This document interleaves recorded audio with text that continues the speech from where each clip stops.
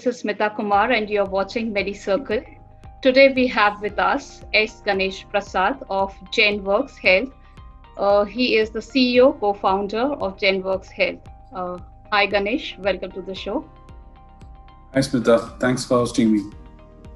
To begin with, would like to know what is GenWorks Health into and what is its goal?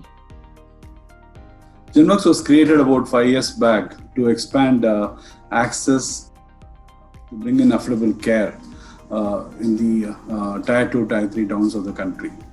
Originally, we started as Tier 2, Tier 3 distributor of GE. We are a Wipro GE invested company as well. Okay. We were incorporated and created by Wipro GE to make sure that we take our technologies to every part of the country, and also to make sure that we have adoption, and through that, we can obviously have yearly health and affordable care. So this was the purpose of GenWorks.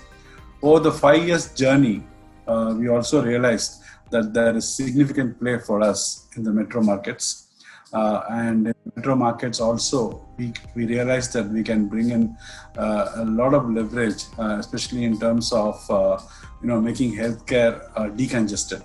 Fundamentally, our population has a treatment mindset. Most of us, before COVID, Yes. would not go to a doctor till we have a serious problem. So now, all this congests the healthcare system. We go and choke up the system. Yes. And need to have a clear direction, protocols. That's we have to follow the protocols that are being followed internationally for yearly health. And unless you take good care of your health and look at the problem yearly, there's no way you can reduce the cost of healthcare than what it is today. So we were created for these two fundamental purposes: to create access and to create affordable care across India. And that is where we are now. See, in this pandemic outbreak, there has been a lot of emerging technologies which has been adopted by the healthcare just to make the processes smooth. So, what do you think? What would be the positive outcomes of these adoptions? If nothing has happened over the last 3-4 months, there's an extraordinary awareness about healthcare with everyone, with the public. People are getting more and more aware about their health. With the common man. And it's a very positive sign. And I just told you that we are a late treatment mindset population. We tend to believe that everything is fine till we fall very sick. So now, thankfully, this pandemic has changed that mindset. People are conscious. They want to take care and they want to consult doctors quickly. And that's a positive thing. While this is there for COVID care, COVID care is not healthcare. COVID care is an emerging challenge for healthcare. Healthcare, typically, if you want to look at it in two different, lenses, one is communicable and non-communicable. We all thought that we eradicated communicable diseases, and we were more focused on the non-communicable diseases, and which were more chronic. Problems, chronic diseases the patients were following up for doctors. And if they didn't follow that up well enough, if they didn't track it well enough, they had to get into an emergency and they had to deal with emergency. So that was how healthcare was. So, and now the second part is, look at India. The metro geographies, metro and Tier 1 geographies have fairly good amount of healthcare infrastructure, have good amount of specialists. And in metro, even if you have this late health mindset, you still can be managed. You still can rush into an Apollo emergency and there are doctors to look at you, nurses to look at you and to treat you. Just imagine in Tier 2, Tier 3 geographies where the infrastructure is already stretched, specialists are limited. Always they are dealing with emergencies. So now that really puts a stress on the healthcare system. What I believe the post-COVID the learnings of the during COVID, which will transform the post-COVID situation, is people will be aware of their health. People will look at early health, and more importantly, they will also be looking at safe access. They will not be wanting to go and congest those hospitals and nursing homes or physician offices. So digital health will play a significant role. Yes. And we all thought digital health was more for remote health, where there were specialists or less specialists or less infrastructure. We are beginning to see that more relevant even in the metro geographies. When today contactless care is becoming more the order of the day, it's very important that people also understand that adopting to digital health, teleconsultations, telediagnostics, integrated with, of course, physicians and specialists, Yes. will be the change that is a positive change, and that's going to truly make healthcare more accessible and affordable. Yes, that is the need of the hour, that the hospital, both the healthcare is accessible also and affordable also. Yeah.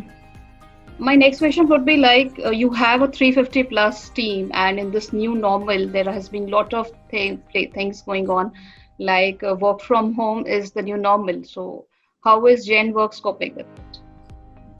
The first thing we did when the pandemic hit was we created a work from home policy. The first thing we told our employees is to be safe. We are as good as an healthcare worker. Every day we are in contact with doctors and healthcare institutions and infrastructure. So it's important that we follow the government norms. We don't stretch ourselves, and we made sure that across the board we gave access to all these remote platforms to our teams. We quickly converted, our enabling actions, remotely with our customers. What was very, interesting and is the fact that customers accepted that. We all think that doctors want to see us. Many times I have traveled 10 hours, 12 hours to meet a doctor for just 15 minutes. Yes. It's just the belief that the doctor would not like me. He would see me impolite, Yes. but not turning up in front of him. Yes, maybe it was there at that point in time. But in the last 4 months, you will not believe the kind of productivity that has happened for us as the organization and for the customers as well. So we were able to connect with them. We were able to take that time. And many times, when we go to meet a doctor, even with an appointment, he comes up with an emergency and then he has to go look at the patient, and our appointment will be cancelled. But in this case, if an appointment is cancelled, no problem. You can reschedule it. So now, effectively, you can see an 8 to 10 hour work schedule, which was impossible in the healthcare scenario in the past for sales and service teams, is now possible. And customers are not complaining. Customers are happy about the interaction. Yes. And we are able to bring in experts into the call. See, like in a call like you and me are having, I can bring in 4 more people, and the call can be much more meaningful. I can bring in all the people who are relevant. And that's what the customer wants at the end of the day. He wants information. He wants to understand whether he's making a right judgment, and that judgment needs information. And that can be provided now. So clearly this work from home policy that we rolled out for employees and giving them technologies as this, we gave them, everyone were given internet connections at home, broadband connection, faster speeds and so on and so forth. And we encouraged a lot of customer interactions, which was the more challenging. The internal, meetings can always happen, but, getting customers to accept this change, that's been a major change. And that's worked out for us. And the second thing now, post-lockdown, what we have done is we have made sure that people's job, typically a person was covering 3-4 districts in the past. A salesperson used to cover 3-4 districts in the past. So now we have allowed him to cover only 1 or 2 districts. So now we have kind of confined him to where he can safely travel and come back home and not have to stay overnight and so on and so forth. And what we are also doing is a lot of people who had lost jobs due to COVID and had to re-migrate back to their hometowns and so on and so forth. We sent advertisements across the country, and we are hiring big time because we want to hire local people, and these people are good people. they're working somewhere, and unfortunately those businesses aren't like healthcare, and they couldn't stand up to the financial stress of COVID. So now we are giving them jobs as well. So our whole approach now is being to have a lot of people across the country, closer to the customers, enabled by a very strong enabling organization, specialist workforce, who can connect with them remotely and will be able to enable them. So these are things that we have done during this 3 months or 4 months of lockdown and the opening up as well. It's working for us. It's working for us.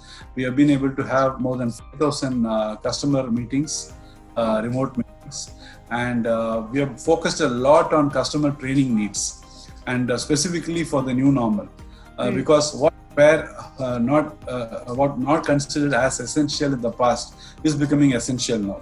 True. A simple thing: obstetrician would always, want the pregnant mother to go outside and have a scan in a diagnostic center or somewhere. Yes. But now she has to do it by herself. So now for that she needs training. So now we are focusing on training around that.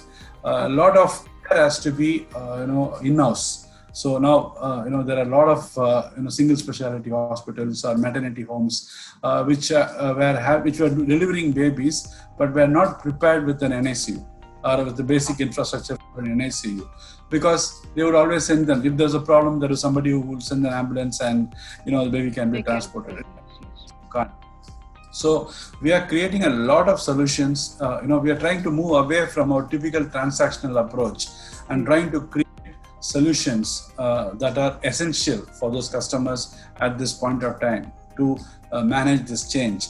And also the fact that Ayushman Bharat is empaneling a lot more nursing homes now than ever before. Yes. In the last 3,500 nursing homes have got empaneled by Ayushman Bharat, which means that they need to have a level of technology, and we are bundling those technologies, and we are creating, we are tied up with financial solutions like Bajaj, for flexi funding. Okay. So like do in, consumer business, a similar funding structures has been brought here, which means that you can buy an equipment and pay after a year, which means that, in this stretched time, you are not starved of cash flow, and you can still use the technology and pay later. So things like this we have brought for customers as well, to make sure that there is nothing they are missing in terms of support from a technology organization as us. And whether it's connecting with them, or whether it's enabling them with the right solutions, or even taking the effort to train them. And that's a big change. I think there's a lot of positivity that's seen even in depressing times as this. It's most important to have a stimulus. And a stimulus, according to me, is anything that we can do to enable our customers is the right stimulus which we are doing. That's indeed a very positive change, especially from the patient perspective. So like we have just discussed that there are two important factors. One is accessibility and the second thing is affordability when it comes to healthcare. So by what means does your company strive to solve these two inadequacies, which is presently in India? I told you affordable care can only happen with early health. So as a structure over the last years, even before COVID, we created a lot of screening infrastructure. We brought in a lot of products. See, typically healthcare in India, if you are unwell, you go for treatment. When you go for treatment, they ask you to go on to a diagnosis. That's not the way it has to be. The way it has to be is, you have to be regularly screening your health. Yes. And if some problem, you should look at a diagnosis, and that diagnosis should lead to your treatment. That's the world order. But we are doing it in a very reverse way here. Mm-hmm. We were trying to correct this, because we are very focused on the Tier 2, Tier 3 geographies, and the infrastructure could not take this. They are choked with this. So we brought in a lot of screening solutions, early health solutions, early diagnostic solutions. Say like, for example, IVD. A simple blood test is an horoscope of a patient. But many of these tests were outsourced in Tier 2, Tier 3 geographies. Yes. So we built a portfolio, we made it affordable, we took it to our customers liked it. Screening solutions, like for newborn, it's mandated that you have to look at the hearing of the baby within 7 days of birth. Who's doing it? So we brought in those technologies. We are not only happy with treating a sick baby. We also wanted to make sure a baby who's born babies and all. Yeah, is also taken good care of. So we brought in a lot of screening devices, not just screening devices. Like for example, women's health, cervical health. Cervical health is a huge problem in our country. Yes, it is. It's one of the treatable cancers. Before even it progresses into cancer, if you can identify a problem with the cervical health, if you can identify the human papilloma virus early, and if you can treat, the lady will not have to suffer later. We've got simple devices which we have brought in. All these are cloud connected devices. And, we are also bringing in a layer of specialist support to interpret, remote support. Since all these devices that I spoke to you are cloud connected, handheld, point of care devices, these can be by an expert, and an expert remotely can give an opinion, which means that paramedical staff can be trained to do this. Doctors can read it, and they can immediately start the treatment for the patient. So early health is going to be affordable care, so which is where we focused, and it will be even more obvious. In terms of access, it's not about just having somebody buying an equipment. It's about how well they use the equipment. It's about, when in doubt, where do they go. A simple ECG machine can be bought by anyone, but to read the ECG, you need a specialist. You don't have the specialists everywhere, and you don't have them all the time.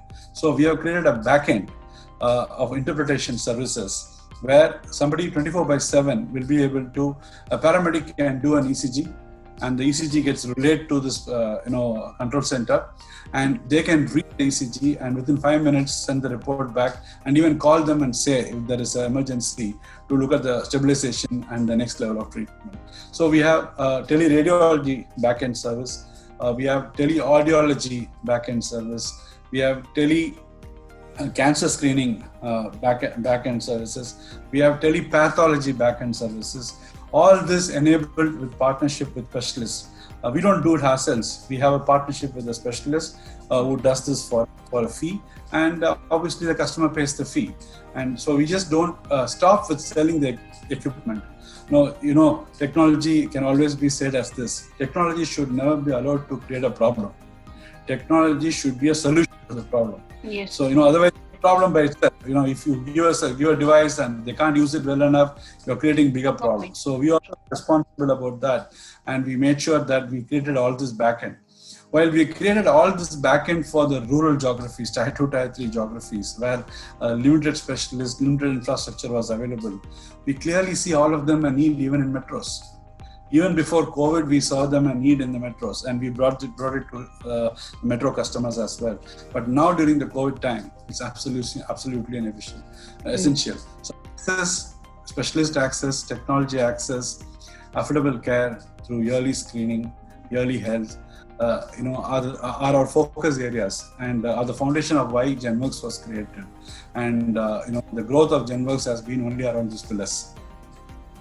Like what you said for cervical cancer, I think as per statistics, at least 1 in 10 women is, she or is being either diagnosed lately by cervical cancer. If prior diagnosed, it can be really treated. Right?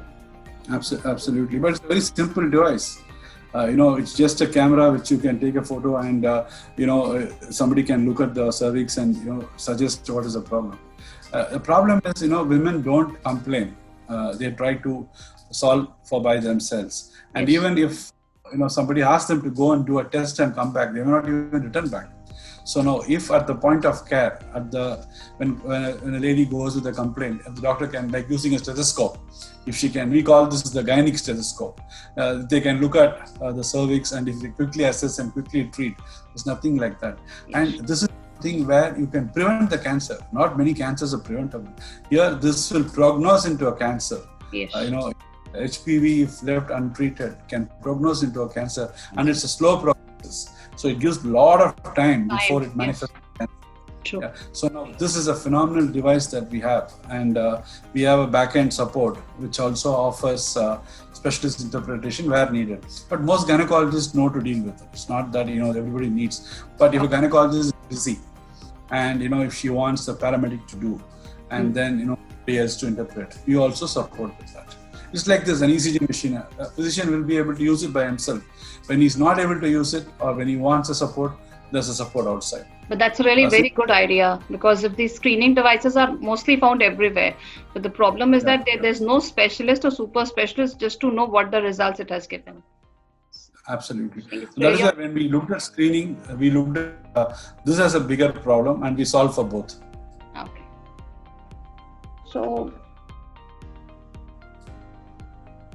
So I would like to ask you, like, the preventative health is there in India for a long time, and it has been there with its grassroots levels. There has been a lot of technology advancements to it. But as per you, like, how much time do you think will it take for it to really show its wonder in India? See, it's all about awareness. It's all about awareness and ease of access and lower cost. If we can crack this code, it will be. It will obviously. So the good thing, as you asked me in a previous question, awareness is at the highest now. People know. Yes, That they've become very health conscious. I mean, Yeah. thanks to COVID. Absolutely, because they're talking about comorbidities. Somebody who never worried about his diabetes or his hypertension Yes, is now he's more worried about them. because of COVID. If not Yes, anything he's else. keeping track of all the medicines, getting regularly checked up, and all these things are happening. Correct. So I'm sure, but healthcare screening has to be actually free, according to me. Screening burden should not be passed on to the patient. Actually. Screening And there are burden very, should very be- lot of people who just don't go to screening because of the cost. That is one very important factor which we discussed, is affordability of this. Correct.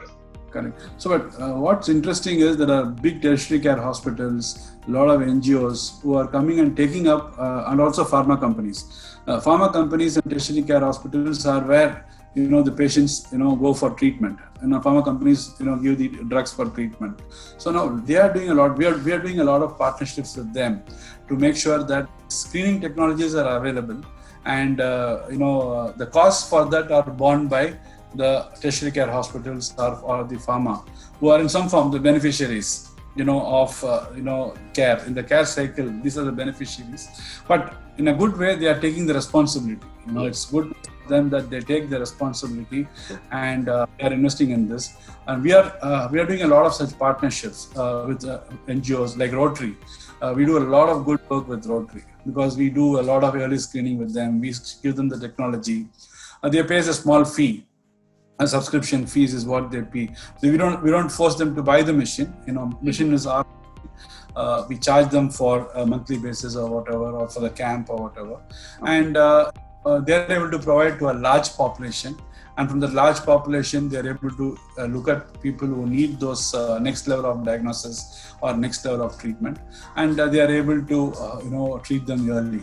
So these are the things which we are also doing. But I'm sure with government and focus on primary care, one of the things which post-COVID will become a very important area will be primary care. See, countries like Cuba have been able to manage this epidemic more efficiently than anyone because of their primary care infrastructure. We don't have Such things. We destroyed our primary care infrastructure. So now government, the large hospitals, healthcare providers, all of them will be looking at rebuilding this. And thankfully, we can do it efficiently now thanks to the digital technology. So we don't really need to have a specialist everywhere. We need to have trained paramedics, trained ASHA workers, trained technicians, then trained doctors, then trained specialists. So the chain, we just have to put them together. And if we can do this, I truly believe that we can solve for both of this. Yes, completely agreed. Anything else you would like to share with our viewers? See, the adoption of people, viewers should look at it in a very different way. We are always like to go and wait outside a doctor's, even for an outpatient consult. We would love to go 1 hour before, Yes. and we always love that. We love to go to hospitals. We love to go with our family. We completely go and choke. We don't use. We try to avoid we'll do WhatsApp calls every day. Yes, but we are not- very digital in that way, but when it comes to but health, we don't we are want to- like, we don't. Yeah. So now we have to change our mindset. There are a lot of things in healthcare that can be delivered remotely. And of course, you should have caution. It's not that everything can be done remotely. the physical touch, the need to visit hospitals, to congest the system is not as much as we were in the past. Now, see, we are living last 5-6 months, right? True. Last 5 we are not going and meeting our physicians like that. Everything is happening. It's happening. So now why can't we, right now we are in avoidance. We can't be in avoidance for too long. So now we have to adopt. We have to come forward, and while hospitals are providing these facilities, we should be open enough in our thinking to be able to adopt this and truly be part of this transformation. A transformation without the common man becoming part of it, like you and me becoming part of it, is impossible. So that's something which I think I want to leave as a message for all of us. It's you, me, your family, and my family. We should understand that this remote care or safe access or even awareness of early health, taking good care of ourselves is all hygiene. We cannot ignore this any longer, and if we ignore, then there is no. We don't have a second chance. Thankfully, COVID has given us a second chance. Yes. So thank you so much, Ganesh, for this beautiful talk with us. I think you are doing a very beautiful job for frontline healthcare warriors of us by strengthening them with technology adoptions, enabling them with a lot of cutting edge technologies, and also having these training devices, which I found the most interesting thing. Because we are like a diverse chain. There is no such connectivity with the next block. And through this, I think we can have a certain group of people all connected through technology. Absolutely. Our focus is solutions company. We never wanted to be transactional. And by structure, we were created to solve for these two problems. So we had to solve for the problems of access and affordability, and so our whole thinking is around solution thinking. Thanks for taking the time to host me, and it's nice. It's very important. These are awareness campaigns which are really going to make a big change. Whatever we do in the back end, and with limited scope of knowledge for a common man, will take time reaching out. Thanks for making the effort as well. You're welcome. Okay. Thank you. Thank you.